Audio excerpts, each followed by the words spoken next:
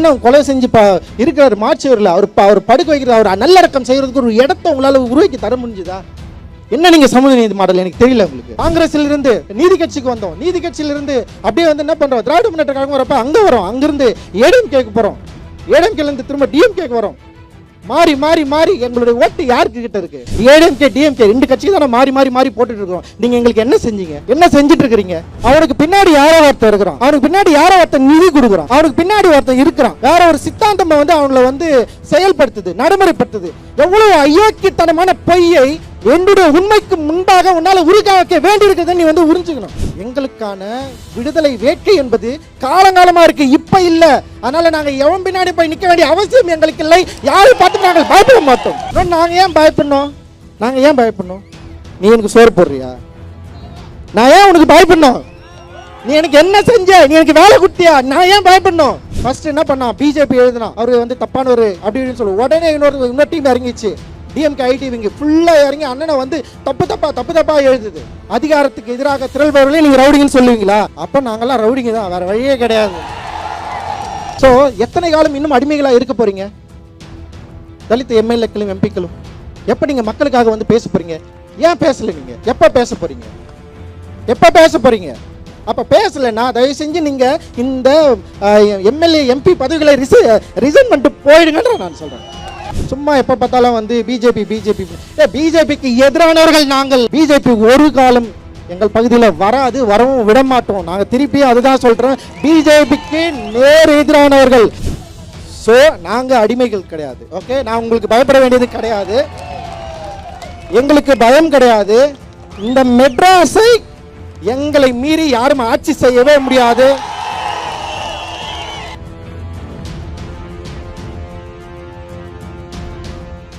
ஜெய் பீம், ஜெய் beam.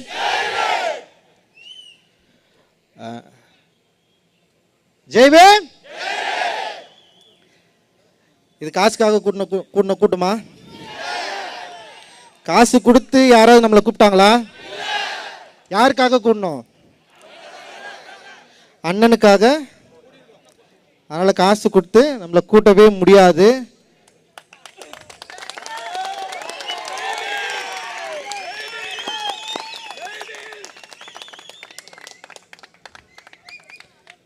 Actually வந்து ஒரு 6 நாளில் இது பிளான் பண்ணோம்.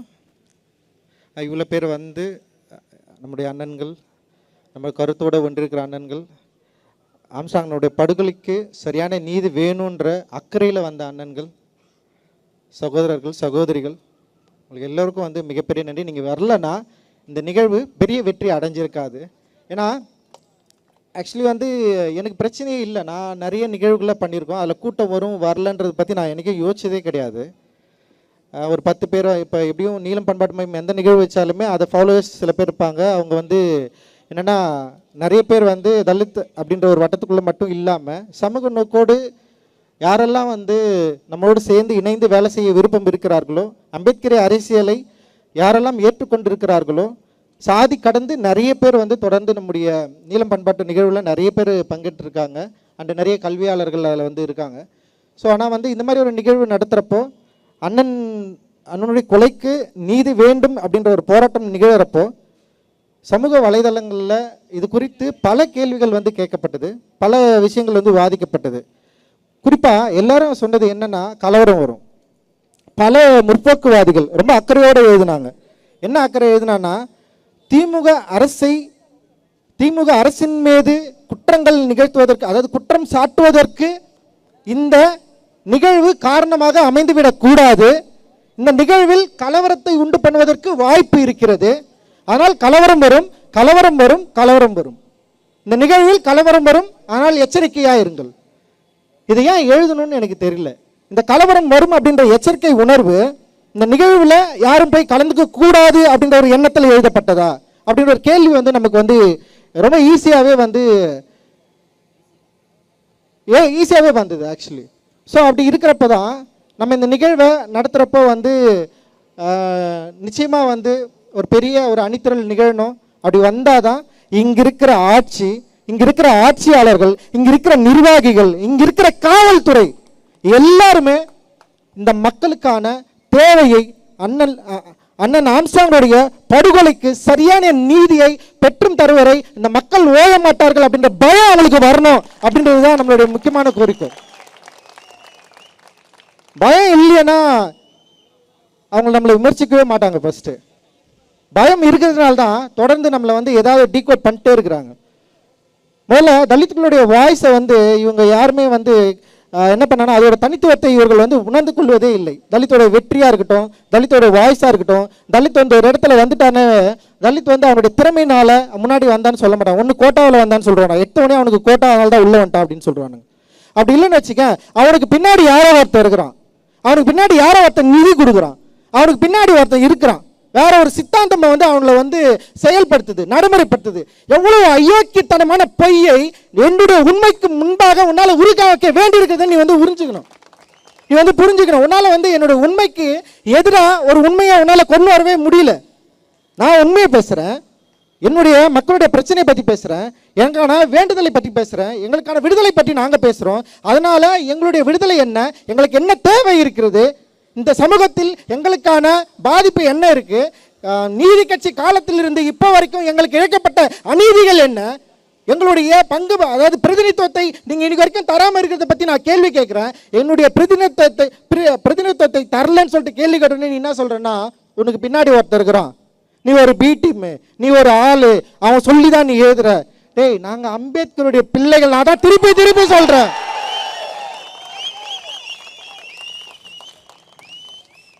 அறிவாசன் அம்பேத்கருடைய பிள்ளைகள், அயோத்திதாசர் பண்டிதர். உங்களால் நினைச்சு கூட பார்க்க முடியாத டெக்ஸ்டை கிரியேட் பண்ணவர், நரேஷனை கிரியேட் பண்ணவரீங்க.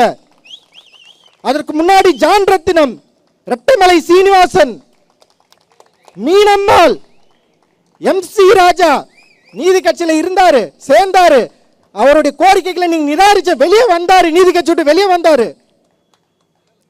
எங்களுக்கான விடுதலை வேட்கை என்பது காலங்காலமா இருக்கு, இப்ப இல்ல. அதனால நாங்க எவன் பின்னாடி போய் நிக்க வேண்டிய அவசியம் எங்களுக்கு இல்லை. யாரை பார்த்து நாங்கள் பயப்பட மாட்டோம்.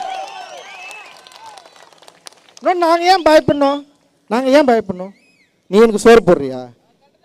நான் ஏன் உனக்கு பயப்படணும்? நீ எனக்கு என்ன செஞ்ச? நீ எனக்கு வேலை கொடுத்தியா? நான் ஏன் பயப்படணும்? என் ஓட்டு என் கையில் இருக்கு, என் பவர் அது. 1 vote 1 value. Doctor Baba Saheb Ambedkar சொல்லியிருக்காரு. என் வேல்யூ வச்சு நான் டிமாண்ட் பண்ணேன்னு வச்சுக்க, என் மக்கள் எல்லாரும் ஒன்று திரண்டு இந்த கருத்தின் அடிப்படையில் எல்லாரும் ஒன்று திரள்ற ஒரு நாள் வரும். அந்த நாள் வரப்போ நீ என்கிட்ட வரணும், நீ எங்க கிட்ட வந்து நிக்கணும். நீங்கள் எங்களுக்கு உதவி செய்யுங்கள் அப்படின்னு வருவேன். இன்னைக்கு வந்து ரொம்ப ரொம்ப கேட்டகரைஸ் பண்ற. ஒரு கேள்வி கேட்டாலே வந்து உடனே வந்து இவர்களுக்கு பின்னாடி இது இருக்கிறார்கள், உடனே வந்து கேட்டகரைஸ் பண்ணி யார் கூட்டின்னு வர? எங்க வீட்டுல இருந்து ஒரு அண்ணனை கூட்டின்னு வந்து நிற்கிற நீ பார். அவருடைய குரல் தான் சமூகத்துக்கு தேவையான குரல். என் குரல் வந்து பிரிச்சிடுமா? ஏய், நோயுடைய ஒரு சமூகத்தை நோய் இருக்குதுன்னு சொல்றதுல என்னுடைய பிரச்சனைன்றது வந்து சரியானது. இந்த சமூகம் நோயுடைய சமூகமா இருக்கு. அந்த சமூகத்தை, நோயுடைய சமூகத்தை சரி செய்யணும்னா முதல்ல சரியான மருத்துவர்கள் தேவை. அந்த நோயை கண்டறிய வேண்டிய தேவை நமக்கு இருக்கு. ஸோ நோய் இருக்குன்னு நம்ம சொன்னோன்னு வச்சுக்க, உடனே வந்து இவன் தான் நோயை பரப்புறான், சமூகத்தில் பிரிவினையை உண்டாக்குறான். சமூகம் சரியாவதற்காக வேலை செஞ்சிருக்கின்றோம் பல நூற்றாண்டுகளாக. இப்ப கிடையாது. ஐயன் திருவள்ளுவன் காலத்திலிருந்து பிறப்பக்கம் எல்லா உயிருக்கும் சும்மா கிடையாது. ஆண்டாண்டு காலமாக ஃபைட் பண்ணிட்டே இருக்கிறோம். ஆனால் நீ என்ன பண்ற? அண்ணன் ஆம்ஸ்ட்ராங் அண்ணன் செத்தவனே அவர் ரவுடின்னு சொல்லி எழுதுற. யார் எழுதுனது? யாரு? ஆம்ஸ்ட்ராங் அண்ணனை ரவுடின்னு சொல்லி வலைதளங்களில் எழுதின அயோக்கியர்கள் யாரு? முற்போக்குவாதிகள், அசல் முற்போக்குவாதிகள். ஃபர்ஸ்ட் என்ன பண்ணா? பிஜேபி எழுதினான், அவரு வந்து தப்பானவர் அப்படின்னு சொல்லு. உடனே இன்னொரு டீம் இறங்கிச்சு, டிஎம்கே ஐடிவிங்க ஃபுல்லா இறங்கி அண்ணனை வந்து தப்பா எழுதுது. ஸோ உங்களுக்கெல்லாம் வந்து கொஞ்சம் கூட யோசனையே கிடையாதா? அதிகாரத்துக்கு எதிராக திரள்பவர்களே நீங்க ரவுடிங்கன்னு சொல்லுவீங்களா? அப்ப நாங்கெல்லாம் ரவுடிங்க தான், வேற வழியே கிடையாது.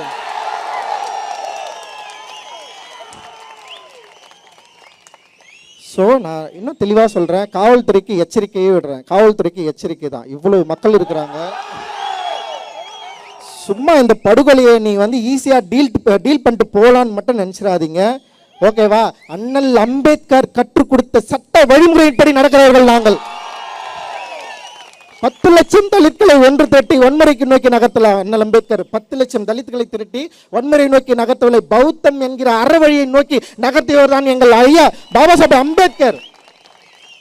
அந்த அம்பேத்கர் வழி, ஐயாவுடைய வழியில், அண்ணலுடைய வழியில் நாங்கள் போராடிட்டு இருக்கோம். எங்களுக்கு சரியான சட்ட வழிமுறைகள் எங்ககிட்ட இருக்குது. நாங்கள் போராடுவோம். உங்களை எந்த காலத்துலேயும் ஃப்ரீயாக விட்டுற மாட்டோம். அண்ணனுடைய படுகொலைக்கு பின்னால் இருக்கிற ஐயோக்கியர்களை நீங்கள் கண்டுபிடிக்காத வரைக்கும் நாங்கள் உங்களை விட சும்மா விட மாட்டோம். உண்மையிலே சொல்கிறேன். ஸோ அதனால் நீங்கள் எங்களை த்ரெட்டன் பண்ணாதீங்க. ஃபஸ்ட்டு உடனே த்ரெட்டன் பண்ணிகிட்டே இருக்குது. நீங்கள் இப்படி பண்ணக்கூடாது, அப்படி பண்ணக்கூடாது. அண்ணன் டெத்து படுத்துட்டு இருக்கிறாரு, அண்ணன் மாச்சூரில் இருக்கிறாரு. எவ்வளோ மோசமாக அணுகுனீங்க எங்களை. ஆனாலும் கூட அண்ணன் வழி வந்தவர்கள் எந்த வன்முறைக்கும் மக்களை கூட்டு போகாமல் பயங்கரமாக மக்களே வன்முறையை நாடாமல் இன்னைக்கு இவ்வளோ மக்கள் கூடியிருக்கிறோம். ஆனால் யாருமே வன்முறை பக்கம் திரும்பாமல் இங்கே பாருங்கள் எவ்வளோ அமைதியாக கோரிக்கைகள் மூலமாக, தேவைகள் மூலமாக எவ்வளோ அறவழியில் நாங்கள் பேசிகிட்டு இருக்கிறோம். சும்மா எங்களை திருப்பி திருப்பி ரொம்ப மோசமாக நீங்கள் கேட்டகரைஸ் பண்ணுறது ரொம்ப ரொம்ப தப்பு. தயவு செஞ்சு அதை நிறுத்திக்கோங்க. இது எச்சரிக்கை தான். ஸோ காவல்துறையை நாங்கள் நம்புகிறோம். காவல்துறையுடைய விசாரணை எப்படி போயிட்டுருக்குன்னு நாங்கள் வெயிட் பண்ணுறோம். காவல்துறையுடைய விசாரணையின் மேலே எங்களுக்கு நம்பிக்கை இல்லாத பட்சத்தில் எங்களுடைய டிமாண்டுகள் மாறும். அந்த டிமாண்ட் டெஃபினட்டாக நாங்கள் என்ன முன்வைக்கிறோமோ அதை நீங்கள் செய்து தர வேண்டிய கட்டாயத்தை நாங்கள் உருவாக்குவோம். பயங்கர பவர்ஃபுல்லான லீடர் அண்ணன், மெட்ராஸே கட்டி ஆண்டார்.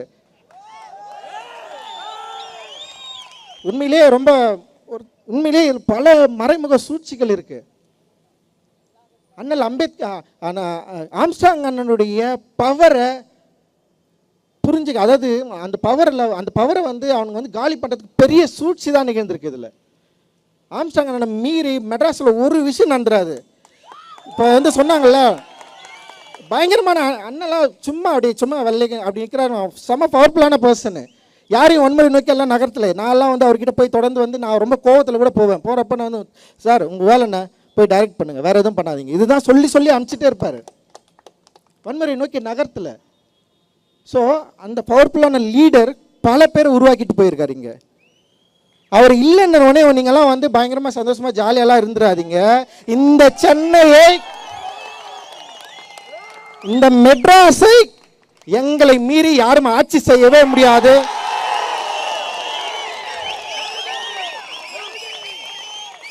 கிட்டத்தட்ட 40% மேலே தலித்துகள் வசிக்கிற பகுதி இது.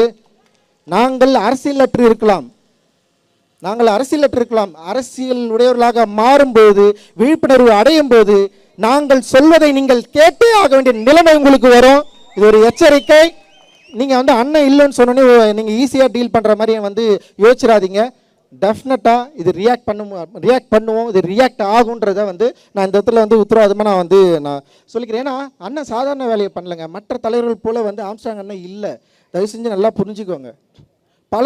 பல பேர் உருவாக்கியிருக்காரு, பல பேரை படிக்க வச்சுரு. அதை மீறி அண்ணனுடைய இறப்பில் எனக்கு சில சந்தேகங்கள் இருக்குது. அதில் என்னென்னா, அண்ணன் தீவிரமாக இந்து மதத்துக்கு எதிராக போராடியவர். நல்லா புரிஞ்சுக்கணும். பௌத்த மத மாற்றத்தை தன்னுடைய வாழ்க்கை நெறியாக உயர்த்தியவர்.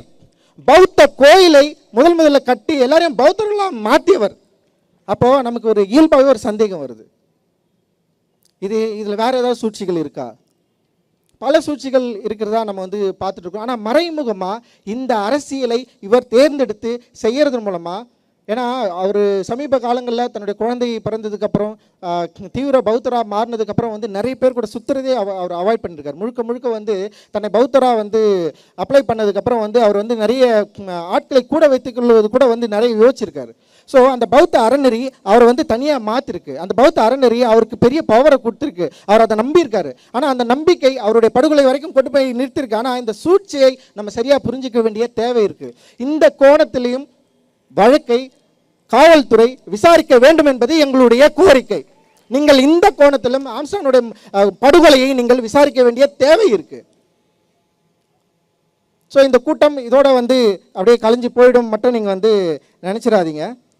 நாங்கள் திரும்பவும் சொல்கிறோம், நீங்கள் எங்களை என்னன்னாலும் பயமுறுத்தலாம். ஸோ உங்கள் கட்சியில் நாங்கள் கட்சிக்காரர்களாக சேர்ந்து எம்எல்ஏவாக ஜெயிச்ச அடிமைகள் கிடையாது. நாங்கள் புரிஞ்சு ஒரு மேயர் ஒரு அம்மா இருக்கிறாங்க இங்கே, நீ டிஎம்கேல இருக்கிறதுனால மேயர் கிடையாதுமா. ரிசர்வேஷன் ரிசர்வேஷன் அப்படின்ற ஒரு வார்த்தையினால் நீங்கள் மேயராக்கப்பட்டிருக்கிறீர்கள். கயல்விழி செல்வராஜ் நீங்க வந்து ஏன் ஆதி திராவிட நலத்துறை அமைச்சரா மாறினீங்கன்றத நீங்க புரிஞ்சுக்கோங்க. ஓகேவா? Reservation. Okay, doctor Baba Saheb Ambedkar வாங்கி கொடுத்த ரிசர்வேஷன் என்கிற சட்டத்தின் அடிப்படையில் நீங்க எல்லாம் மாறி இருக்கிறீங்க. எத்தனை எம்எல்ஏக்கள் இருக்கிறீங்க, எத்தனை எம்பிக்கள் இருக்கிறீங்க. ஏன் ஆம்ஸ்ட்ராங் அண்ணா சார் உங்களால் வந்து பார்க்க முடியும், அப்படி என்ன பயம் உங்களுக்கு? நீங்களாம் ஒன்றும் தெரியல முடியாதா? நான் கேட்குறேன். நான் எப்போ இந்த பயத்திலேருந்து விடுபட போறீங்க? உங்களுடைய கட்சி உங்களை கட்டுப்படுத்துதா? நீங்கள் தலித்துகளுக்கு ஆதரவாக பேசக்கூடாதா? தலித்துகளுக்கு ஆதரவாக போராடக்கூடாதா? அப்புறம் எதுக்கு நீங்கள் ரிசர்வேஷனில் நின்று ஜெயிக்கணும்? புரியல எனக்கு. புரட்சியாளர் அம்பேத்கர் சொல்கிறார், இந்த தனித்தகுதி மூலமாக இங்கே இருக்கிற அரசியல்வாதிகள் அரசியல் ஒரு அடிமைகளை தான் உருவாக்கப் போகிறது அப்படின்னு சொன்னார். ஸோ எத்தனை காலம் இன்னும் அடிமைகளாக இருக்க போறீங்க? தலித் எம்எல்ஏக்களும் எம்பிக்களும் எப்போ நீங்கள் மக்களுக்காக வந்து பேச போறீங்க? எந்த பிரச்சனையில் நீங்கள் மக்களுக்கு எதிராக ஆதரவாக வந்து நின்றுங்க? நீங்கள் வேங்கவயல் பிரச்சனைக்கு நீங்கள் வந்தீங்களா? இல்லை எத்தனை ஆணவ படுகொலைக்கு நடக்குது? எவ்வளவு பிரச்சனைகள் தொடர்ந்து நடந்துகிட்டே இருக்குது. தலித் மக்கள் எவ்வளவு இந்த 3 ஆண்டுகள் மட்டும் இல்லாமல் கடந்த எத்தனை ஆண்டுகளாக ஏடிஎம்கே இருக்கிறப்ப இதே பிரச்சனை, டிஎம்கே இருக்கிறப்ப இதே பிரச்சனை. ஸோ நம்முடைய பிரச்சனைன்னு சொல்லிட்டு சொல்லிகிட்டே இருக்கிறோம். ஆனால் அந்த பிரச்சனைகளை இந்த மக்களுடைய பலனின்படி, ரிசர்வேஷன் பலனின்படி வெற்றி பெற்ற எம்பி எம்எல்ஏக்கள் உங்களுக்கு ஒரு நாளாவது ஒரு செகண்டாவது நீங்கள் எந்த விதியின் அடிப்படையில், எந்த தத்துவத்தின் அடிப்படையில், எந்த வாய்ப்பின் அடிப்படையில் நீங்கள் எம்எல்ஏ ஆகுனீங்க, எம்பி ஆகிருக்கிறீங்கன்னு சொல்லிட்டு யோசிச்சிருந்தீங்களா? இந்த மக்களுக்காக நீங்கள் பேசியிருக்க மாட்டீங்களா?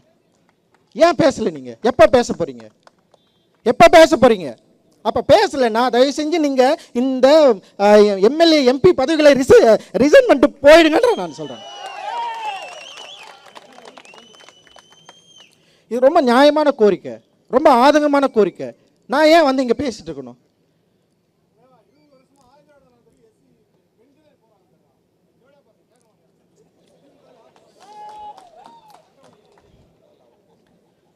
ஸோ இதுதான். அப்போ இவ்வளவு பிரச்சனைகள் இருக்கு. அப்போ அதிகாரம் உங்ககிட்ட இருக்கு. இந்த அதிகாரம் ரிசர்வேஷன் கோட்டானால உங்களுக்கு வந்திருக்கு. அந்த ரிசர்வேஷன் கோட்டாவை பயன்படுத்தி கொண்டு நீங்கள் உங்கள் சுகபோக வாழ்க்கையை வாழ்ந்து கொண்டிருக்கிறீர்கள். ஆனால் நம்ம மக்கள் பாதிக்கப்படுகிறப்போ, நம்முடைய தலைவர் வெற்றி கொள்ளுறப்போ உங்களால் வந்து பார்க்க கூட முடியல, அதுக்காக பேச முடியல, ஒரு சின்ன அறிக்கை கூட கொடுக்க முடியலையானா நீங்கள் அடிமைகளா? அடிமைகள் இல்லையா? ஸோ நாங்கள் அடிமைகள் கிடையாது. ஓகே, நான் உங்களுக்கு பயப்பட வேண்டியது கிடையாது, எங்களுக்கு பயம் கிடையாது. நாங்கள் டாக்டர் பாபா சாஹேப் அம்பேத்கர் பிள்ளைகள். நாங்கள் பயமில்லாமல் பேசுவோம், பயமில்லாமல் வாதாடுவோம், பயமில்லாமல் சேருவோம், பயமில்லாமல் இருப்போம். எங்களுக்கு ஒரு காலம் நாங்கள் வன்முறை நோக்கி நாங்கள் நகர மாட்டோம். ஆனால் சட்டத்தின் வழிபடி, ஓட்டின் வழிபடி எங்களுடைய வலிமையை உங்களுக்கு உணர்த்துவோம் அப்படின்றது தான் எங்களுடைய எச்சரிக்கை. ஸோ அதுதான். அதனால் வந்து திடீர்னு வந்து நம்ம ஏதோ ஒன்று பேசினாலே வந்து உடனே ஒரு கதை ஒன்று கட்டி இப்படி ஒன்று பண்ணோம் அப்படி ஒன்று பண்ணோன்னு சொல்லிட்டு நம்ம அண்ணன்களே நமக்கு எதிராக நிறுத்துறது இதெல்லாம் ரொம்ப கடுமை, ரொம்ப ரொம்ப கவலையாக இருக்குது. அப்படியெல்லாம் கிடையாது. அண்ணன் திருமாவளவனுக்கு நான் சொல்லிக்கிறேன், தயவு செஞ்சு ஆனால் உங்களுக்கு எதிராக நாங்கள் ஒரு காலம் இருக்க மாட்டோம்னா. உங்களுக்கு எதிராக நாங்கள் இருக்கணும். எங்களுடைய குரல் நீங்க. உங்களை நாங்கள் ஒரு காலம் விட்டுவிட மாட்டோம். உங்க கூட தான் நிற்போம். ஒவ்வொரு அண்ணனுக்கும் சொல்றேன். ஆம்ஸ்ட்ராங் அண்ணன் பகுஜன் சமாஜ் கத்தி.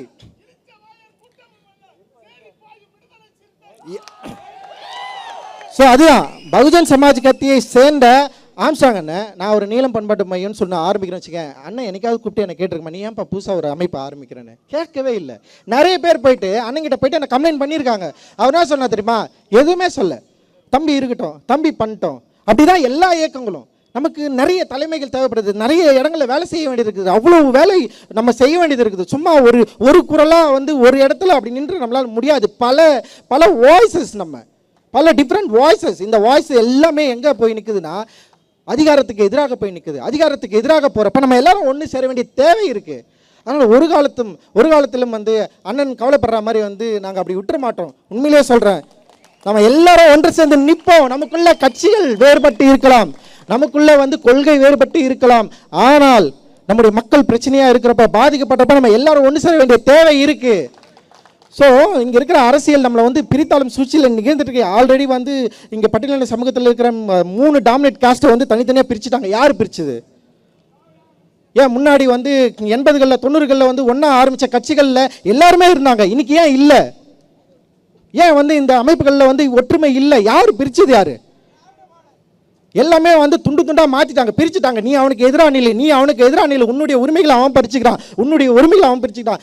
25-30% இருக்கிற மக்களை துண்டு துண்டாக பிரித்து தனித்தனியாக பிரித்து தனித்தனி கொள்கைகளை அவங்க கிட்ட கொடுத்து நம்முடைய ஒற்றுமையை சிதைச்சிட்டான். நம்ம ஒற்றுமையாக இருந்தால் 30%, 25% இருக்க மக்கள் நம்முடைய பிரதிநிதித்துவத்துடைய வலிமையை நம்மளால் நம்ம வந்து எவ்வளோ பெரிய ஒரு பவர்ஃபுல்லான மக்களை நம்ம இருக்கிறோம், டிமாண்டட் கம்யூனிட்டியாக இருக்கிறோம். அந்த டிமாண்ட் கம்யூனிட்டியை உடைச்சி செதறி ஸ்கேட்டடாக மாறி நீ தனியார் நீ தனியார் நீ தெரியாதுன்னு சொல்லி நம்முடைய ஒற்றுமைக்கு பெரிய ஒரு விலையை பேசி இன்னைக்கு வந்து தனித்தனி குழுக்களாக தனி அமைப்புகளாக இருக்கிறப்போ அட்லீஸ்ட் பிரச்சனைகள் அடிப்படையில் நம்ம எல்லாரும் ஒன்று சேர வேண்டிய தேவை இருக்குது. அந்த தேவையை இங்கே இருப்பவர்கள் உடைப்பதற்கு பல காரணங்கள் இருக்குது.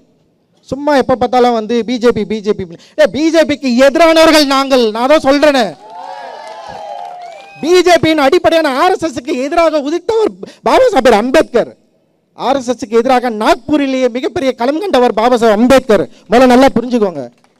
பிஜேபி ஒரு காலம் எங்கள் பகுதியில் வராது, வரவும் விட மாட்டோம். நாங்கள் திருப்பி அதுதான் சொல்றோம், பிஜேபிக்கு நேர் எதிரானவர்கள், பிஜேபிக்கு நேர் எதிரானவர்கள்.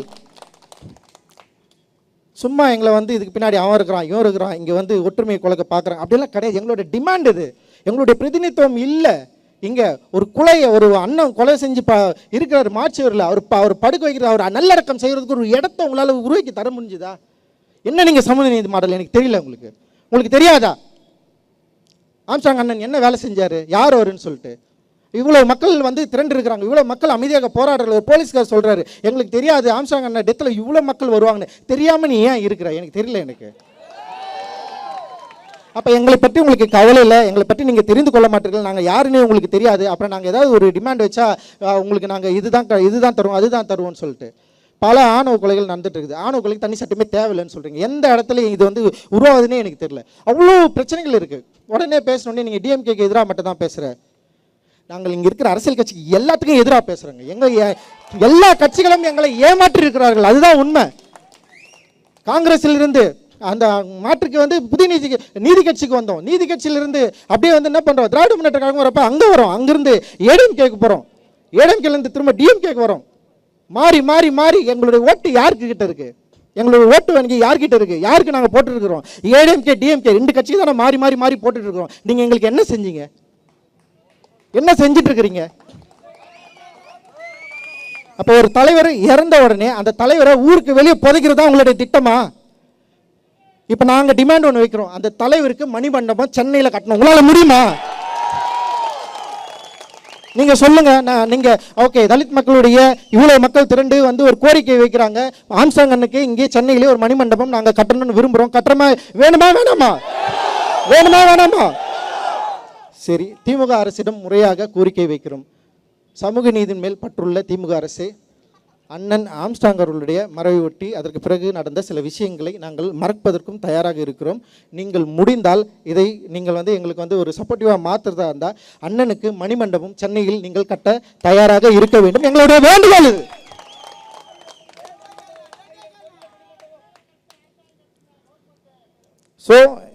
ஸோ எங்களுக்கு டிமாண்ட் வைக்க நிறைய இருக்குது. ஏன்னா எங்களுடைய பிரதிநிதித்துவம் இதுவரைக்கும் சரியாக கொடுக்கப்படவில்லை. Not only DMK, ADMK and எந்த கட்சியாக இருந்தாலும், இன்னும் ஈவன் கம்யூனிஸ்ட் கூட நான் வந்து சொல்கிறேன், எல்லார்கிட்டையும் நான் சொல்கிறேன், எங்களுடைய பிரதிநிதித்துவம் உங்களுடைய கட்சியில் சரியாக இல்லை. எங்களுடைய மக்களுடைய தொகைக்கு ஏற்ப நீங்கள் பிரதிநிதித்துவத்தை அளிக்கவில்லை.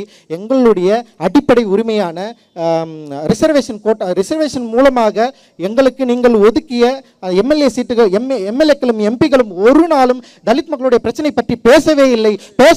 அதனால் அவர்களை முதல்ல வந்து டிஸ்குவாலிஃபை பண்ணி அவங்களை எல்லாருமே வந்து நீங்கள் வந்து எம்எல்ஏ எம்பியிலேருந்து நீக்குங்க அப்படின்றத வந்து நாங்கள் இங்கே கோரிக்கையாக வைக்கிறோம். இன்னொன்று முக்கியமாக, ஏன்னா இது வந்து சும்மா விடுறதுக்கு, இதுக்கப்புறம் தலித் பிரச்சனைகள் ஏதாவது நடந்தா இங்க இருக்கிற ஆதிதிராவிட நலத்துறை அமைச்சர், ரிசர்வேஷன் மூலமாக வெற்றி பெற்ற எம்பி எம்எல்ஏக்கள் அண்ட் மேயர் நீங்க எல்லாம் வந்து பார்க்கணும்னு வச்சுக்கீங்களேன், உங்களை வந்து சும்மா விட மாட்டேன். இப்பயும் சொல்றேன், முற்றுகை போராட்டம் தான் உங்களுக்கு. எவ்வளோ நாள் நீங்கள் இப்படியா இருக்க போறீங்க? எவ்வளோ நாள் எங்களை ஏமாத்திட்டு இருக்க போறீங்க? அப்படி இல்லையா, நாங்கள் வந்து டிஎம்கே தான், நாங்கள் ஏடிஎம்கே தான், நாங்கள் எந்த கட்சி தான் இந்த கட்சி தான் சொல்கிறீங்கன்னா ரிசர்வேஷன் கோட்டாவை பயன்படுத்தாதீங்க. அவ்வளோதான் நான் சொல்லுவேன். நான்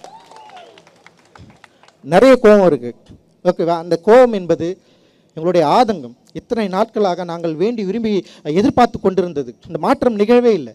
இந்த மாற்றம் எப்போது நிகழும்னு சொல்லிட்டு பல தலைமுறைகளாக காத்து கொண்டிருக்கிறோம்.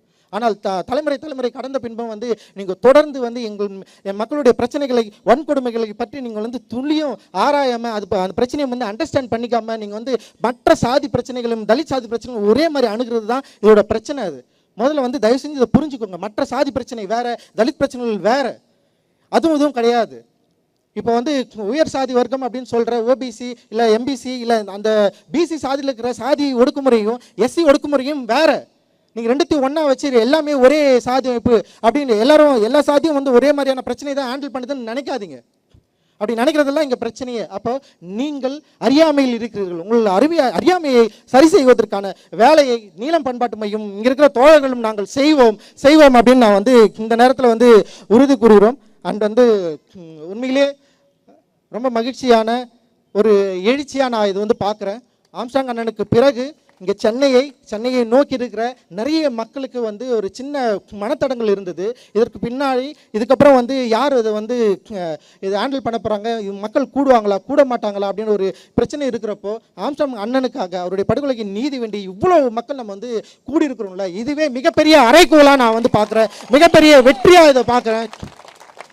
தன்னார்வத்தோடு கலந்து கொண்ட ஒவ்வொரு சகோதர நெஞ்சங்களுக்கு வந்து என்னுடைய மிகப்பெரிய நன்றியையும் ஜெய்பீம் கலந்த வணக்கத்தையும் நான் வந்து தெரிவிச்சுக்கிறேன். இது ரொம்ப சாதாரண விஷயம் கிடையாது. இது ஒரு எழுச்சி. இந்த எழுச்சியை சரியாக புரிந்து கொள்ளுங்கள். நீங்கள் உடனே இது வந்து ஒரு கேட்டகரிஸ் வச்சு ஒரு ஜாதி ஒரு மனநிலையில் நீங்கள் பார்ப்பீங்கன்னா உங்களுடைய மிக மோசமான பிற்போக்குத்தனமுடையவர்கள் வேறு யாரும் இருக்க மாட்டார்கள். ஸோ எங்களுடைய டிமாண்ட் வந்து நீலம் பண்பாட்டு மையம் இதில் வந்து நாங்கள் வச்சுருக்கிறோம். இந்த டிமாண்டை வந்து நாங்கள் உங்களுக்கு எல்லாருக்குமே வந்து நாங்கள் கொடுத்துருக்குறோம். நீங்கள் எல்லாருமே இதை வந்து வாங்கிக்கலாம். இது வந்து வலைதளங்களில் நாங்கள் வந்து ரிலீஸ் பண்ணுறோம். அண்ட் இந்த நிகழ்ச்சிக்கு ஒத்துழைப்பு தந்த அனைத்து நல் உள்ளங்களுக்கு வந்து எங்களுடைய மிகப்பெரிய நன்றியை வந்து காணிக்கையாக்குறோம். அதோடு தயவு செஞ்சு இங்கே நம்ம எப்படியே பிரிஞ்சு போயிட வேணாம். நிறைய பிரச்சனைகள் தொடர்ந்து நிகழ்ந்துகிட்டே இருக்குது. அது யார் ஹேண்டில் பண்ணுறது, யார் செயல்படுத்துறதுன்ற நிறைய கவலைகள் இருக்குது. நிச்சயமாக நீலம் பண்பாட்டு மையம் மக்களுக்கான தலித் மக்களுக்கான பிரச்சனையை வெரி ஸ்ட்ராங்காக எந்த காம்ப்ரமைஸும் இல்லாமல் செய்யும் அப்படின்னு நினைக்கிறேன். இதுக்கு பின்னாடி எந்த விதமான வேலையும் இல்லை. இது முழுக்க அம்பேத்கர் பாதையில் பாபா சாஹேப் அம்பேத்கரை ஏற்றுக்கொண்ட ஒரு மாணவனாக எல்லாருமே நாங்கள் இங்கே இருக்கிறோம். இந்த சமூகத்துக்காக பிரச்சனைகளுக்காக தொடர்ந்து போராடுவதற்கும் களம் காடுவதற்கும் நாங்கள் தயாராக இருக்கிறோம். நம்ம எல்லாரும் ஒன்று சேர்ந்து போராட வேண்டிய தேவை இருக்குது. ஏன்னா நம்முடைய பவரை காட்ட வேண்டியது இருக்குது. டிமாண்டை உருவாக்குகிற ஒரு கம்யூனிட்டியாக நம்ம மாற வேண்டிய தேவை இருக்குது. நம்ம மாறுவோம். மாறுறது தான் அண்ணன் ஆம்ஸ்ட்ராங் அவர்களுக்கு நம்ம வந்து செய்கிற மிகப்பெரிய காணிக்கையாக இருக்கும்னு நான் நினைக்கிறேன். நிச்சயமாக காவல்துறையும் திமுக அரசும் இங்கே இருக்கிற நிர்வாகமும் இந்த வாய்ஸை வந்து கரெக்டாக எடுத்துப்பாங்க அப்படின்னு நினைக்கிறேன். இதை வந்து ஒரு விமர்சனமாக சரியாக புரிஞ்சுப்பாங்கன்னு நான் நினைக்கிறேன். இதை எதிர்மறையில் வைக்க வேண்டிய விருப்பம் எங்களுக்கு கிடையாது. எங்களுக்கு வந்து எங்களுடைய சரியான நியாயமான கோரிக்கைகள் நிறைவேற்றப்பட வேண்டும் அப்படின்றது தான் எங்களுடைய டிமாண்டு. அந்த டிமாண்டை நாங்கள் உங்களிடம் வைத்திருக்கிறோம். நீங்கள் சரியாக இதை கண்டுகொள்வீர்கள் என்று நம்புகிறோம். அந்த வகையிலே நாங்கள் இங்கிருந்து விடைபெறுகிறோம். ஜெய்பீம். மகிழ்ச்சி. ஜெய்பீம்.